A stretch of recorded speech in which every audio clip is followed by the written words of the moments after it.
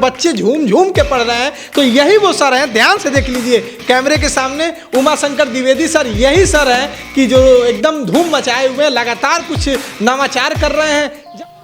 भगे दौर्भाग्य दुख दारिद्र जो कुछ भी भयंकर हों, मिले श्री प्रीति यश सब रीति पग पग पर शुभंकर हों। हृदय की कामना हरि से दिवाली दिव्य हो तेरी, अमावस की निशा के दीप प्रिय तेरे प्रियंकर हों। अमावस की निशा के दीप प्रिय तेरे प्रियंकर हों। इसके अतिरिक्त 9 वर्ष पे भी मेरी कविताएं पूरी दुनिया में वायरल हुई हैं। नव वर्ष तुम्हें मंगलमय हो, नित नई सफलताएं पाओ। यह वर्ष तुम्हें दे हर्ष सदा, उन्नति पथ पर बढ़ते जाओ। जीवन का हर दिन हो वसंत, ना खुशियों का हो कभी अंत। चेहरा फूलों सा मुस्काए, जग में फैले तब यश सुगंध। नव वर्ष तुम्हें मंगलमय हो।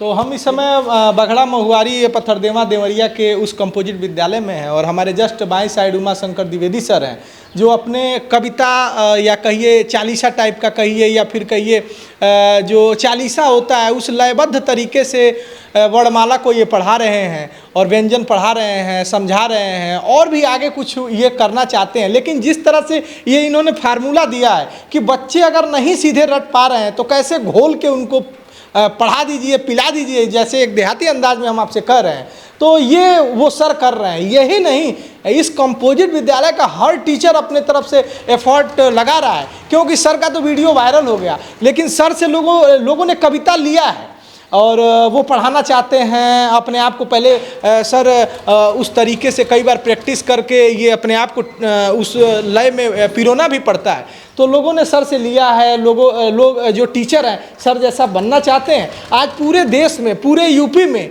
और यहाँ कहिए कि जो विदेशों में भी लोग हैं सर के वीडियो देख रहे हैं, सराह रहे हैं, लोग पूछ रहे हैं और हम मीडिया वालों से पता भी पूछ रहे हैं। और कुछ ऐसे लोग जो अदर कंपोजिट विद्यालय क्षेत्र के हैं वो यहाँ आ रहे हैं, सर को देखना चाहते हैं, समझना चाहते हैं। और इस विद्यालय को और सर ने जो एक फार्मूला दिया है और जो शिक्षा की जो लॉ है और जो ये टीचर हैं, जो मेरा खुद का मानना है कि वेल एजुकेटेड है, अगर लोग अपने बच्चों को ज़्यादा से ज़्यादा यहाँ भेजें, वो गरीब लोग किसी तरह से अपना काम चलाइए, सरकार आपके बच्चों के लिए खड़े हैं, ये टीचर खड़े हैं, इनके पास अपने बच्चों को भेजिए, उनका भविष्य बेहतर बनाइए। इसी संदर्भ में हम बातचीत करने के लिए उमाशंकर द्विवेदी सर से बात करते हैं। सर, पहले तो आपका हमारे चैनल पर स्वागत है। धन्यवाद सर।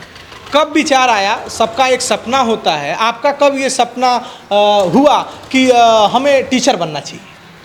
सर, पढ़ाई करने के बाद और ग्रेजुएशन करने के बाद, ये चूँकि हम गांव से हैं और गांव पे माता पिता जी वृद्ध हैं, तो इनकी देखभाल भी करनी है।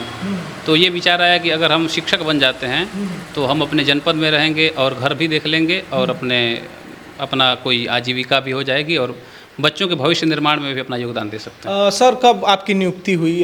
क्योंकि अगर कहा जाए, आप तो नहीं कह सकते हैं, हम कह सकते हैं, शिक्षा की नौकरी पाने में, है ना, जो एक शिक्षक होता है वो अगर मेरा भी कोई गुरु होगा, आपके भी शिष्य हैं, तो गुरु की बड़ी भूमिका होती है उसके जीवन में। एक मार्ग दिखाता है और वो प्रेरित करता है आपको इस मार्ग पे चलना है और आपकी नींव वो मजबूत करता है ना।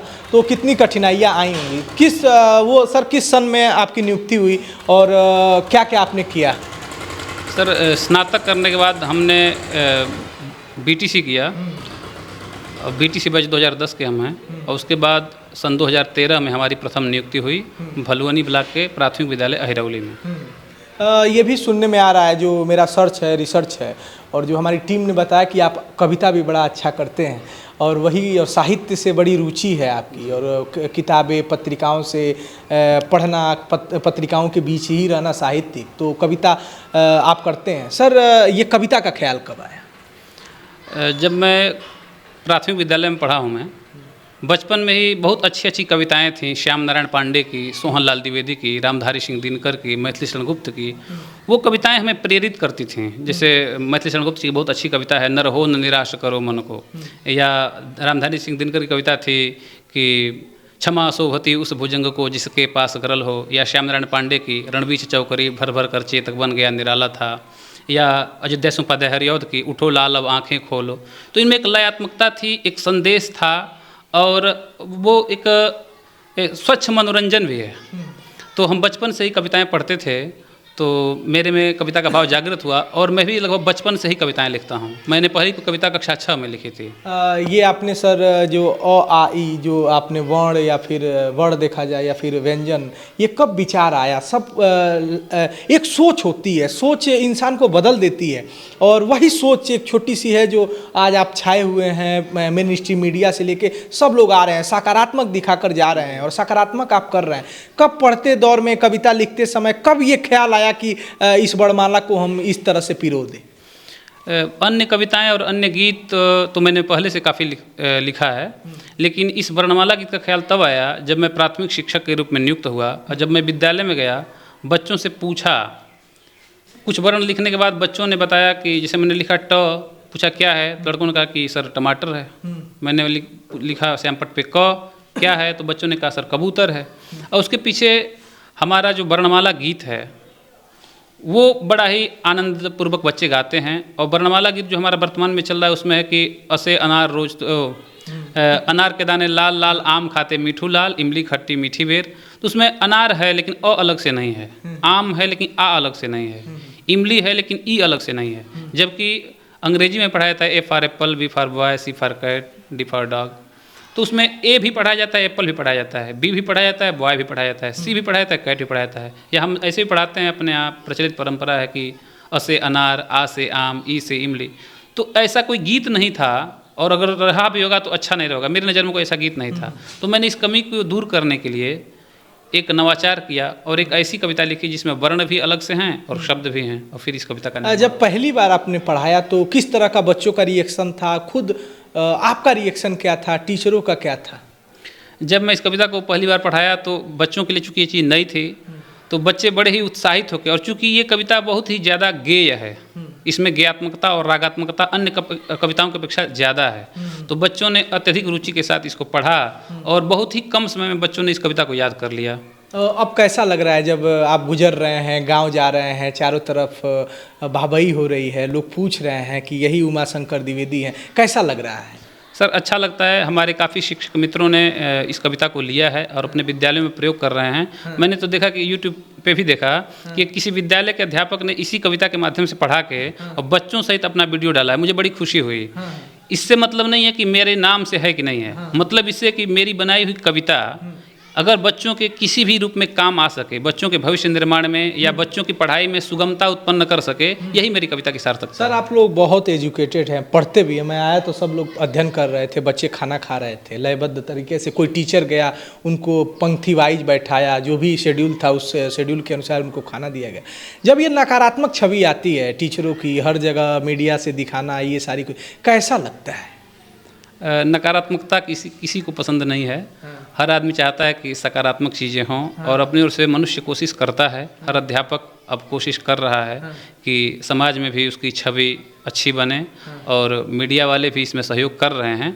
पहले चीज़ें थीं ऐसी, कुछ नकारात्मकताएं थीं और लोग दिखाते थे, लेकिन अब सबको समझ में आ रहा है कि उससे लाभ नहीं है समाज को। समाज का लाभ जब भी है सकारात्मकता में है, तो हम सकारात्मक करें, सकारात्मक देखें और सकारात्मक दिखाएं। इसी से समाज का और राष्ट्र का भला हो सकता है। रोकेंगे आपको कई जगह देखते होंगे 72,000 70,000 सैलरी लोग पा रहे हैं, और कई जगह आया है बच्चे सोए हुए हैं, कोई बच्चा पैर दबा रहा है या कोई बच्चा उधर गोली खोल रहा है, सर लोग फ़ोन से बात कर रहे हैं। कई जगह ऐसे वीडियो वायरल हुए। आप देखते हैं तो आप जैसे टीचर जो लगातार वायरल हो रहे हैं, लोग आपके पास खोजते हुए पता आ रहे हैं, मैं कहाँ से दूर से आया हूँ, तो दुख नहीं होता है कि इतनी सैलरी सरकार दे रही है टैक्स से आम जनता के, और जहाँ बच्चों को डिसिप्लिन में रखना चाहिए और ऐसा हो रहा है? अपने पदीय दायित्व के प्रति उदासीन होना और पदीय दायित्व के अतिरिक्त कुछ ऐसे कार्य करना जो आपके व्यवसाय, आपके प्रोफेशन से संबंधित नहीं हैं, वो किसी भी रूप में अच्छा नहीं कहा जा सकता है किसी के लिए भी, चाहे वो शिक्षक हो या चाहे कोई और हो।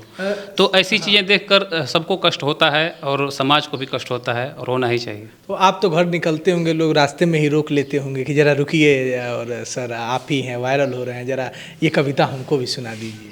ये कविता यूट्यूब के माध्यम से तमाम लोगों ने देखा है, सुना है, पढ़ा है, तो लोगों को अच्छा लगता है। बस लोग कहते हैं कि सर आपने जो कविता लिखा बहुत अच्छा है। सर आपका अब हम बातचीत के लास्ट दौर में हैं, कोई आपने अपनी कविता लिखी हो, ये जो कविता के माध्यम से आप पढ़ा रहे हैं चौपाई या ये कहिए मतलब कि एक लयबद्ध तरीके से वर्णमाला को आप पढ़ा रहे हैं, ये एक अलग है, लेकिन आपने इसके अलावा कोई कविता लिखी हो जो हमारे दर्शकों को सुनाना चाहते हो? मैंने बहुत सारी कविताएं लिखी हैं और अभी रामनवमी पे भी मेरी कविता थी। भगे दौर्भाग्य दुख दारिद्र जो कुछ भी भयंकर हों, मिले श्री प्रीति यश सब रीति पग पग पर शुभंकर हों।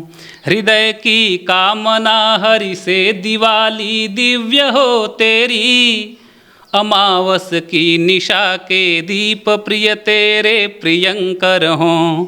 अमावस की निशा के दीप प्रिय तेरे प्रियंकर हों। इसके अतिरिक्त नव वर्ष पे भी मेरी कविताएं पूरी दुनिया में वायरल हुई हैं। एक सुना जैसे मैंने भारतीय नव वर्ष पे लिखा था, हाँ। और प्रबुद्धजनों के बीच पूरी दुनिया में जहाँ तक हिंदी भाषी लोग हैं ये कविता वायरल हुई। हमें देता सदा मधुमास में नवहर्ष मंगलमय, सकल संसार में जो श्रेष्ठतम आदर्श मंगलमय। सजी धरती खिले उपवन सुखद मौसम यही कहते, तुम्हें प्रिय चैत्र शुक्ला प्रतिपदा नववर्ष मंगलमय। तुम्हें शुभ चैत्र शुक्ला प्रतिपदा नववर्ष मंगलमय। इसी तरह अंग्रेजी नववर्ष पे भी मेरी कविता थी जो वायरल हुई। नववर्ष तुम्हें मंगलमय हो, नित नई सफलताएं पाओ। यह वर्ष तुम्हें दे हर्ष सदा, उन्नति पथ पर बढ़ते जाओ। जीवन का हर दिन हो वसंत, ना खुशियों का हो कभी अंत। चेहरा फूलों सा मुस्काए, जग में फैले तव यश सुगंध। नववर्ष तुम्हें मंगलमय हो। यही वो शिक्षक हैं जो शिक्षा की लौ जला रहे हैं, और वो गरीब, मैं एक बार फिर कहूँगा, जब बड़े बड़े स्कूलों से गुजरता था तो सोचता था कि मैं गरीब हूँ, पैसा नहीं है, इसलिए मैं प्राइमरी विद्यालय में, कंपोजिट विद्यालय में बच्चों को पढ़ा रहा हूँ। आज वो खुश है कि 72,000 सैलरी पाने वाले, मुझे सैलरी नहीं पता, मैं ऐसे बोल रहा हूँ, पाने वाले कंपटीशन निकाल के आए टीचरों से मेरा बच्चा पढ़ रहा है। पढ़ नहीं रहा है, कितना लयात्मक और कितने मतलब कि बेहतर ढंग से मेरा बच्चा पढ़ रहा है, और इसका भविष्य कितना बेहतर है। सरकारें कोई भी हों, आई हों, गई हों, जो वर्तमान भी सरकार है, सब ने कुछ ना कुछ शिक्षा के लिए किया है, और सारी सरकारें करती हैं, और इनके ऊपर भी दबाव होता है, ज़्यादा से ज़्यादा अपने बच्चों को भेजिए। सर से एक बार फिर, जो सर जिस चीज़ के लिए इस समय वायरल हैं, एक बार फिर कैमरे पे पूछ लेते हैं, फिर बातचीत का हम अंत करेंगे। सर, जो आपने अ आ ई जो आप लयबद्ध तरीके से पढ़ा रहे हैं, एक बार हमारे कैमरे पे।